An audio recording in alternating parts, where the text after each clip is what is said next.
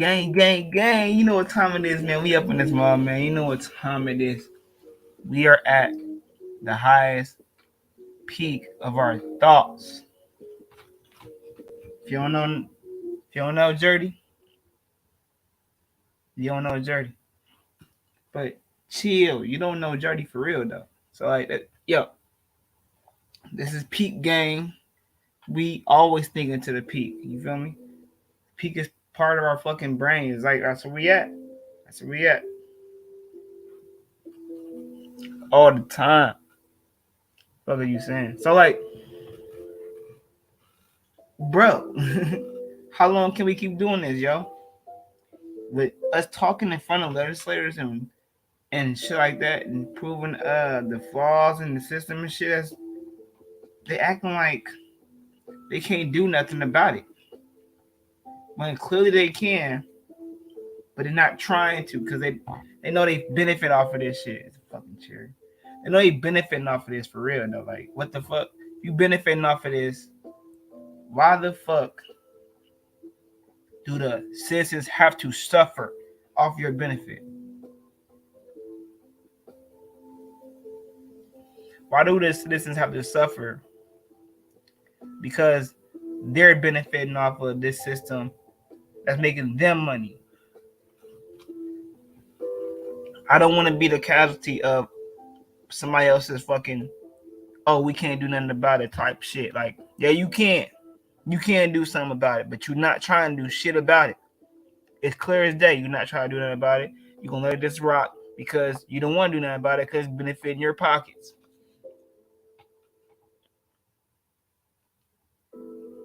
Fucking ridiculous, man. I'm putting this note in there too, bro. Fucking child support never stopped during the pandemic. None of it stopped during the pandemic, and this is literally before the pandemic. This is testimonies before the pandemic. I gotta put that in the timer.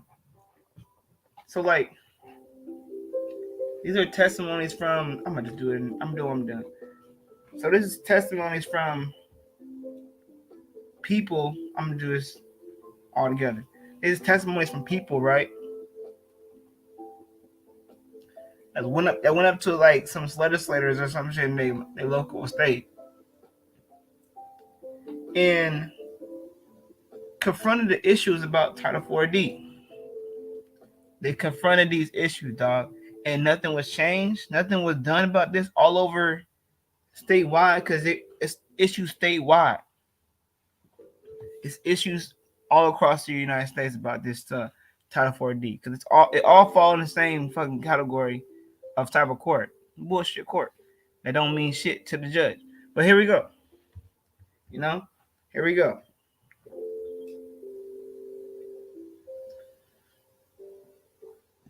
Here we go, man.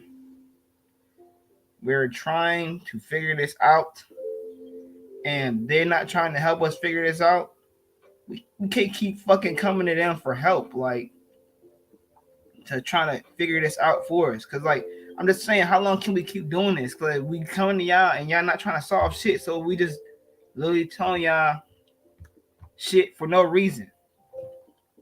And you don't want black faces in here talking about what the fuck the issues are. Y'all don't want that, because we gonna be causing more havoc. This is white people shit right now. Calm.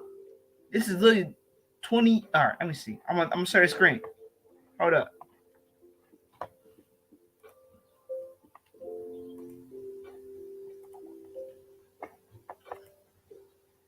$2018, bro. This is 2018, before the pandemic, and this shit never stopped. Before the pandemic, it did not stop. Niggas survived the pandemic. The niggas not wearing masks like that no more now. But they did not stop child support during the pandemic. You feel me? Like, it's crazy.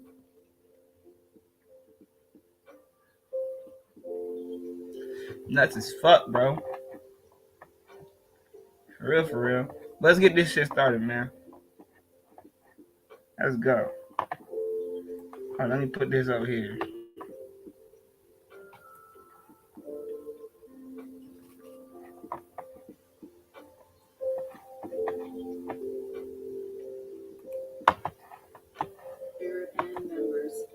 appreciate your time this evening.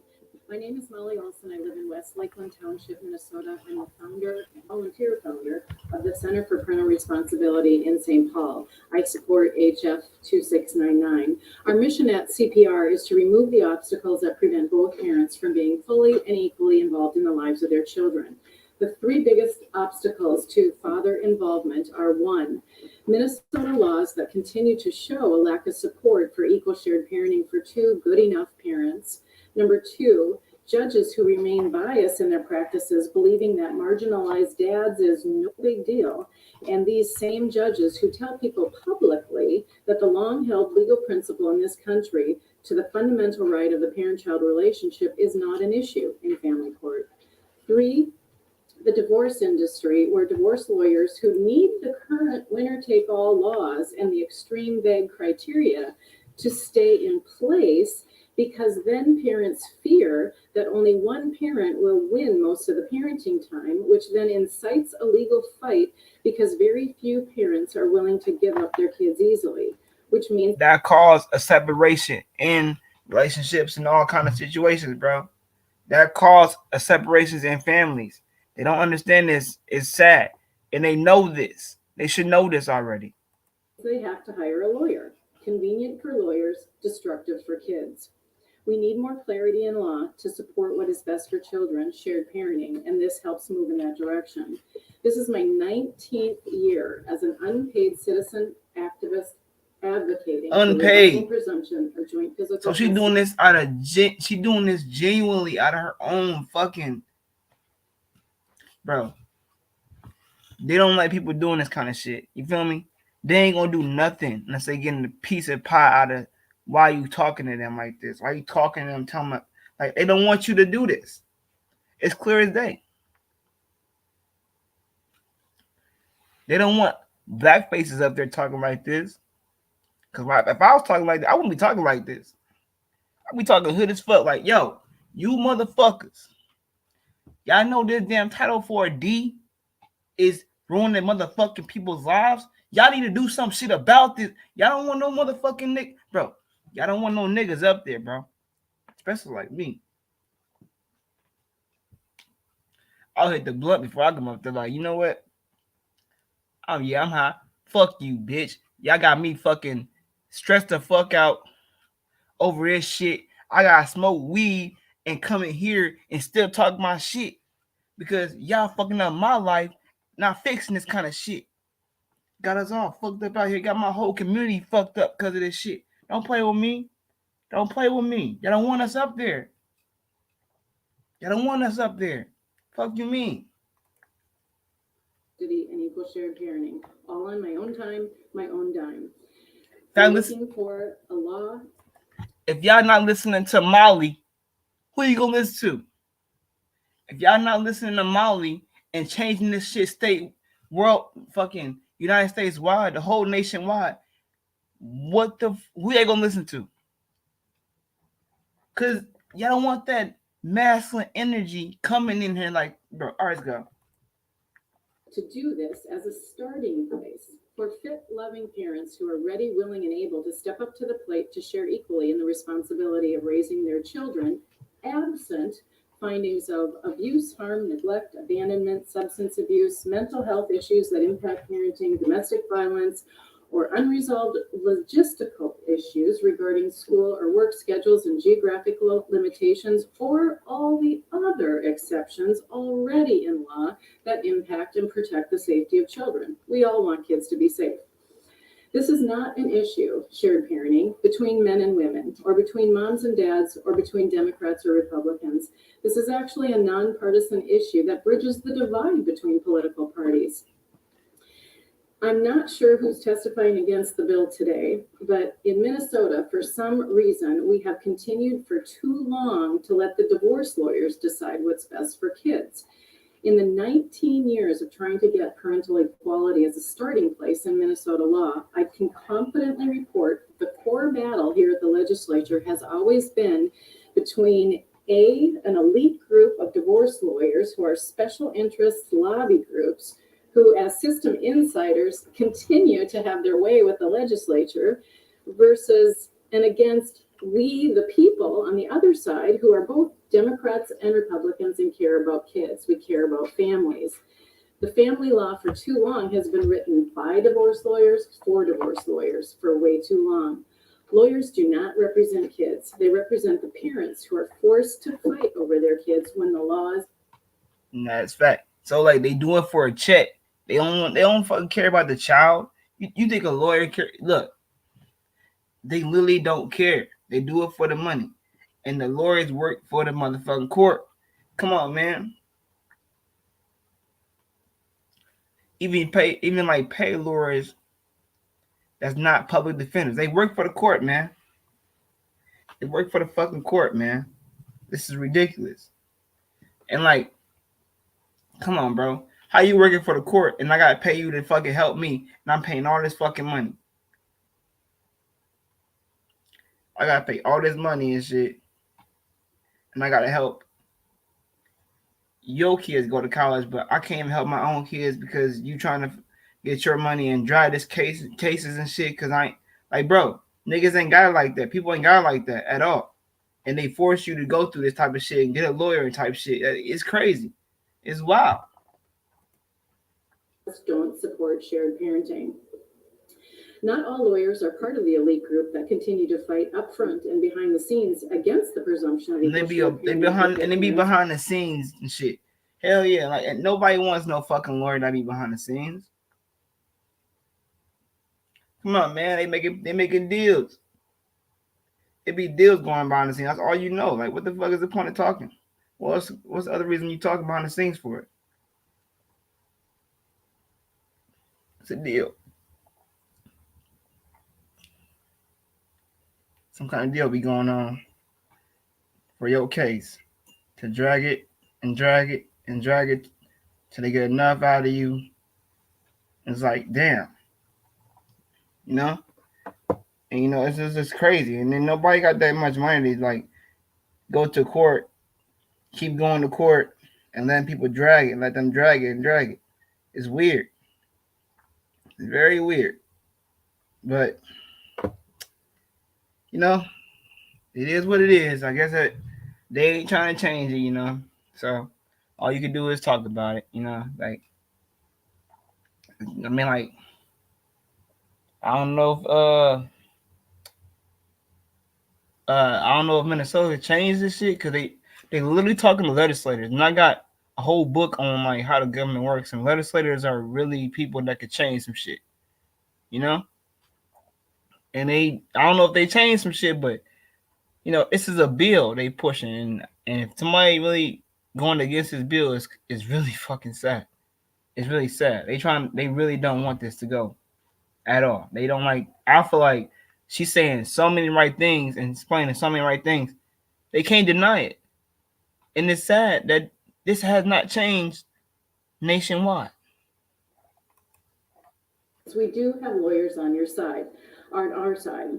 But what's more is that all the credible social science, peer-reviewed research is on our side for laws that would maximize the parenting time between both parents to the fullest degree. A sitting judge recently told me it's not up to judges to know the social science, it's up to the legislature. For 19 years, I've offered to share 12 feet of research and 5 Rubbermaid tubs of research that I have to anyone who listens, and I'm happy to make them available. I can tell you, after all this research, that and all these 19 years of hearing the objections, I can tell you I know every single objection out there that the opposition has. And I can tell you confidently that every single objection against equal shared parenting, or in this case, 40%, one step in that direction, can be answered with the research. When will we make progress for the children of Minnesota? I've been in all kinds of different study groups and various task forces for this issue, and they all unfortunately are very lopsided, and the task forces are dominated by the divorce professionals and not people that are actually going through this. You've probably heard in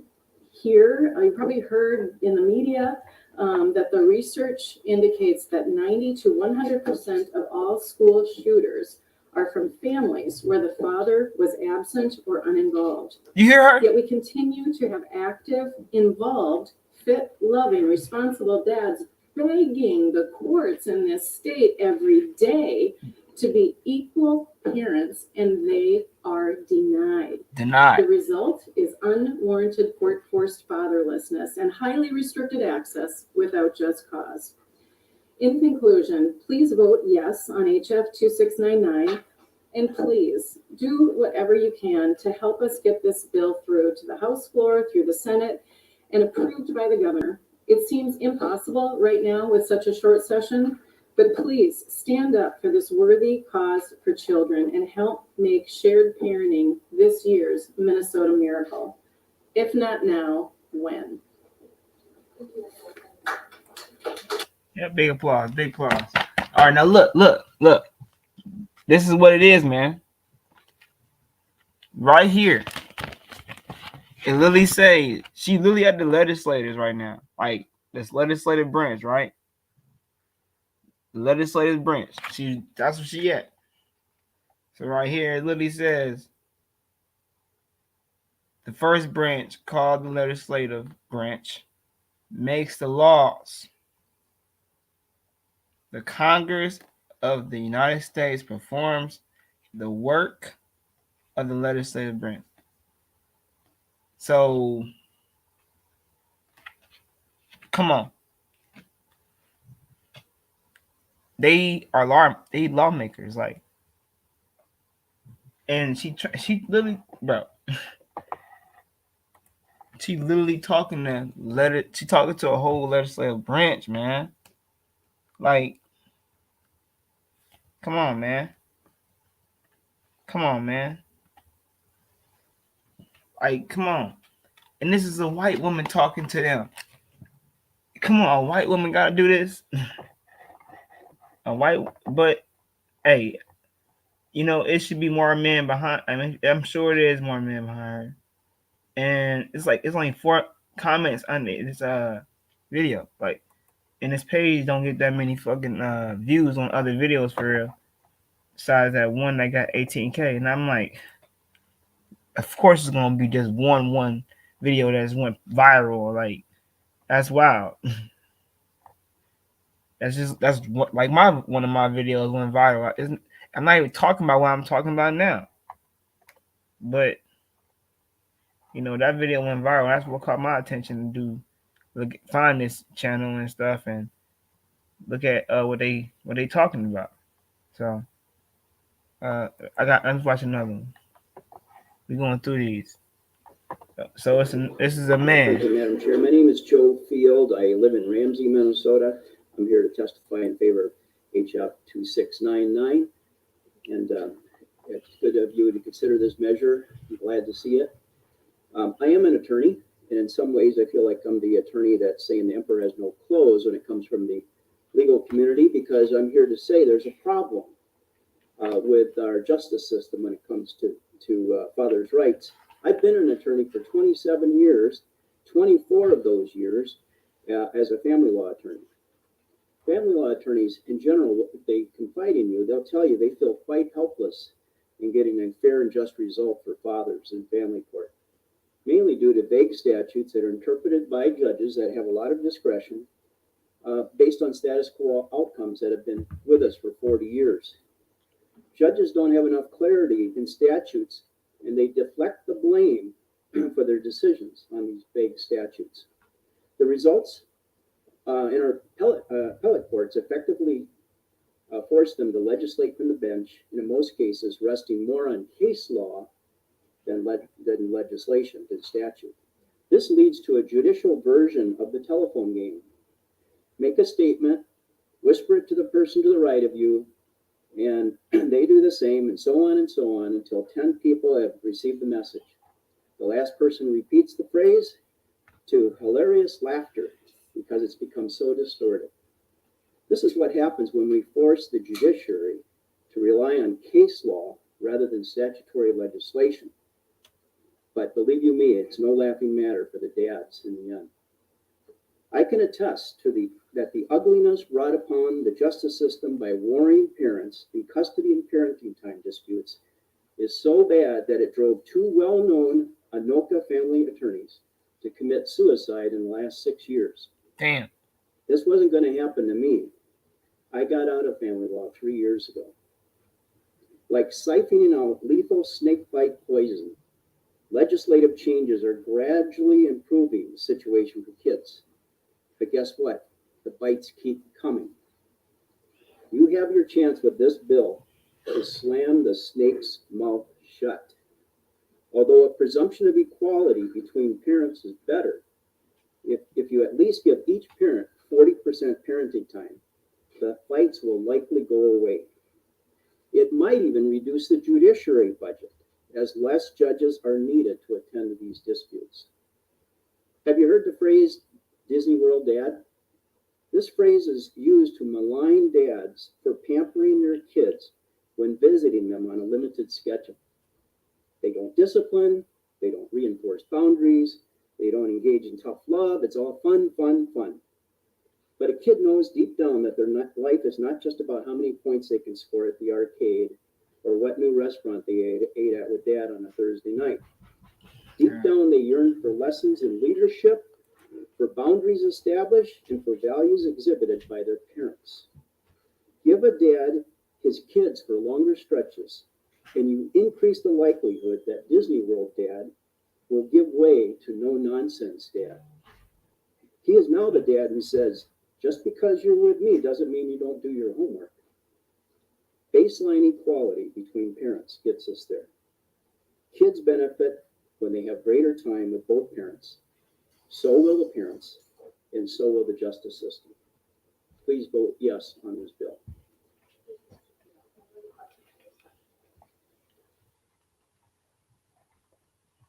Real shit, real shit, real shit. Hey, on me.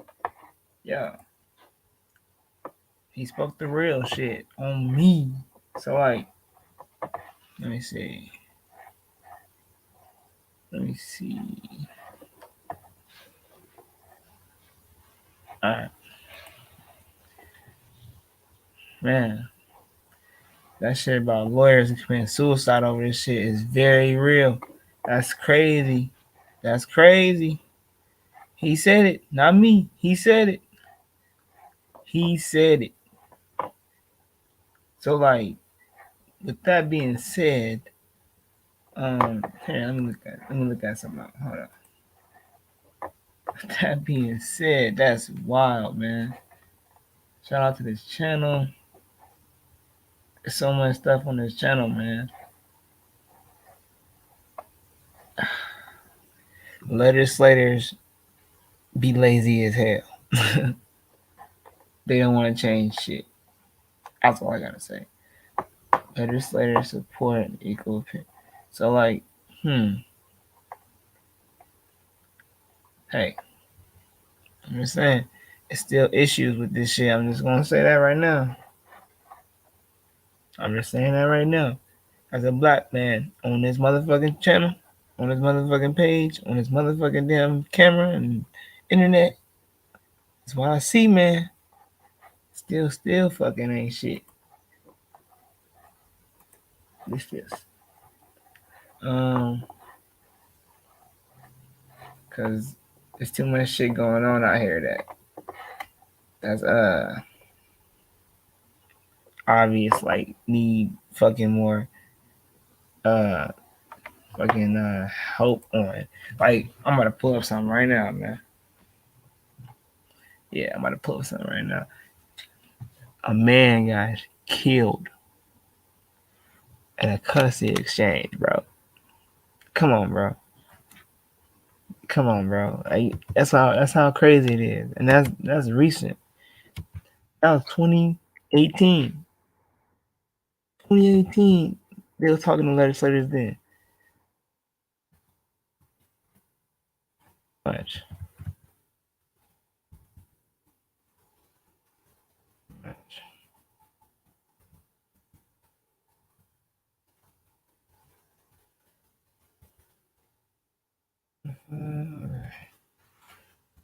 Let me pay you.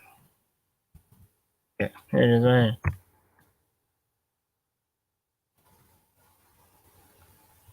Check it out right here, dude. A month ago, bro. Yeah, we think it's shit a game, man. Yeah, look. I'm gonna show y'all right now. So all that being said, in the videos and shit, right? That I just showed. You tell me if what the fuck all that was being said in 2018, did it fix 2022? Did it like literally fix anything? Cause like, yo,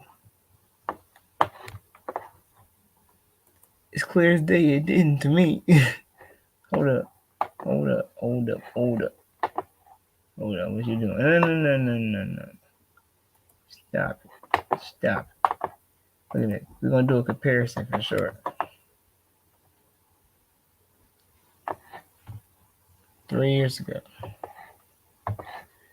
3 years ago. Look. These videos from 3 years ago, dog.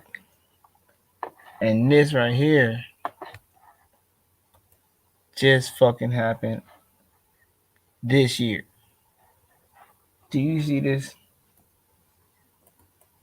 This happened this year, bro.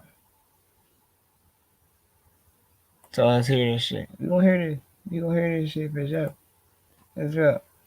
A custody exchange and the man accused of murder in the case. I'm Candace Stern. And I'm Leland Pinder in for Bill tonight. Our Cameron Thompson is live to tell us what the victim's family says happened leading up to that murder. Cameron. Yeah, and Leland, Candace, the family members telling us that the victim in this case was an awesome guy who was very pure-hearted, and police identifying that victim as 33-year-old Stuart Jeffries of Richmond. Police say he was here at this Chesterfield police station on West 100 Road for a custody exchange of his daughter in the station's parking lot. Now, the mother arrived with another man, and the suspect, who is the suspect in this case. Now, after the exchange, police say that Jeffries and the suspect got into an altercation, and that's when Jeffries was shot. The suspect has been identified as 44-year-old Corey Goodson, also from Richmond. Neither the child nor the mother were hurt in all of this. Now, an arrest was made quickly because there was actually an on-duty police officer in his car in the parking lot when this all went down. They were not facing the exchange and responded when they heard that gunshot. Now, family members of Jeffries talked to us today, said that he was a hard-working man that was very family-oriented and that his daughter was his pride and joy. Tonight, a family is without him, and not only did his daughter lose him, she lost so much more than that. It's like a family is suffering. Family suffering on both ends, because even though this guy did whatever he did, his family is suffering as well as my family suffering. It's just a tragedy all the way around that could have been avoided. It should never have happened. Goodson faces second-degree murder and use of a firearm charges, currently being held without bond. Hold on. Come on, man. Hold up. All right, look, we're gonna run this back. Let's run it back. Oh my god, how much? All right, there you go. Better run this shit back, doc. Run it back. Run it back. Run this shit back. Yo, okay. Y'all heard that shit. Y'all saw that shit. So like, who is? Let's go ahead. We got here in today's world. We gotta hear things twice. In today's world, you gotta hear and listen, and run it back, hear it twice, cause it be some shit you be like, whoa, damn, that shit happened like that. So we gonna run this back.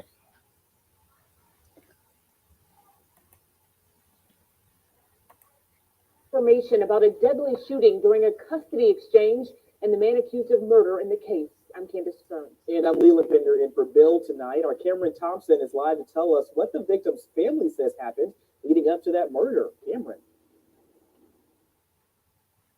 Yeah, and Leland, Candace, the family members telling us that the victim in this case was an awesome guy who was very pure-hearted, and police identifying that victim as 33-year-old Stuart Jeffries of Richmond. Police say he was here at this Chesterfield police station on West 100 Road for a custody exchange of his daughter in the station's parking lot. Now, the mother arrived with another man, and the suspect, who is the suspect, Boom. Oh man, we found a simp here, boy.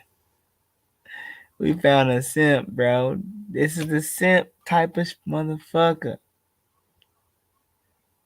He will kill for the pussy, nigga. The fuck? This nigga, he just killed for the pussy, man. That wasn't even, bro.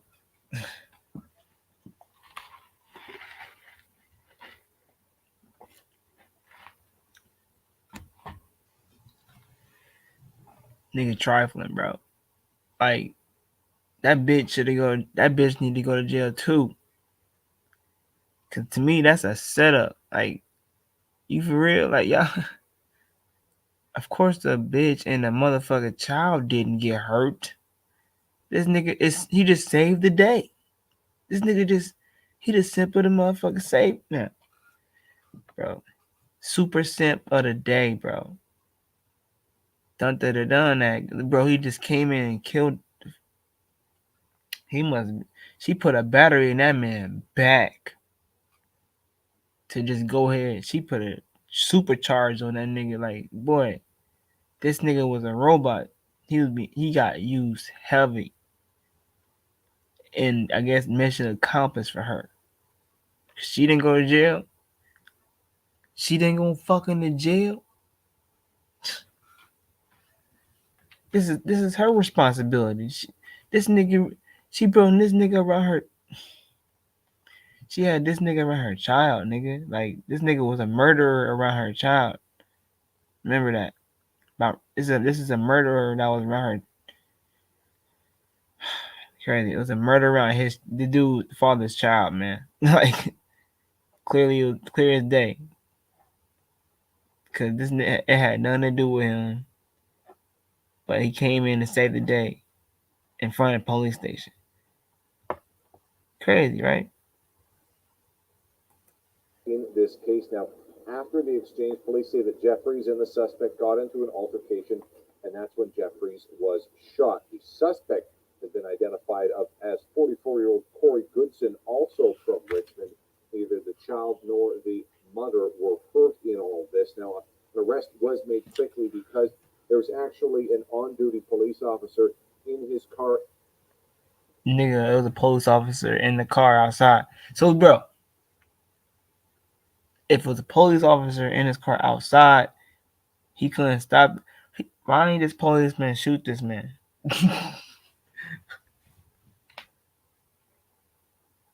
I mean, like, I guess if you motherfuckers literally, bro, all right, I guess the police officer did his job.